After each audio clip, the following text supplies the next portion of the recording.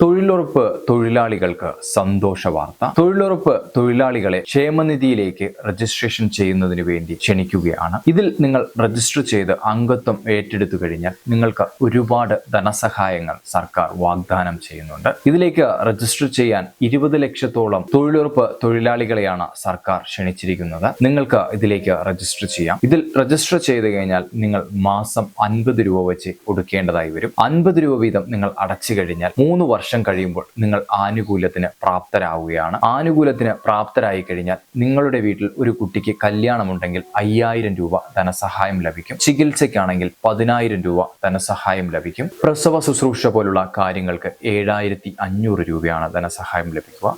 മരണം സംഭവിക്കുകയാണ് എന്നുണ്ടെങ്കിൽ 20000 രൂപ വരെ ധനസഹായം നൽകുന്നുണ്ട്. ഇതിൽ രജിസ്റ്റർ ചെയ്ത് 10 വർഷം വരെ തുടർച്ചയായി തുകയടച്ചു പോകുന്നവർക്ക് പെൻഷൻ ലഭിക്കുന്നതാണ്. പെൻഷനും വാഗ്ദാനം ചെയ്യുന്നുണ്ട്. സർക്കാരിന്റെ ഭാഗത്ത് ഇലക്ഷൻ പ്രമാണിച്ച് അനൗൺസ് ചെയ്യുന്ന പുത്തൻ പദ്ധതികളാണ് ഇതെല്ലാം ജനങ്ങൾക്ക് ഉപകാരപ്രദമാവുന്ന ഒരു പദ്ധതിയാണ്. അതുകൊണ്ടാണ് ഇലക്ഷൻ പ്രമാണിച്ച് ഇതുപോലെ ആഹ്വാനങ്ങൾ കൊണ്ടുവരുന്നത്. നിങ്ങൾ ഇതിലേക്ക് രജിസ്റ്റർ ചെയ്തുകൊണ്ട് നിങ്ങളുടെ ആനുകൂല്യവും നേടിയെടുക്കാൻ മടിക്കാതിരിക്കുക. താങ്ക്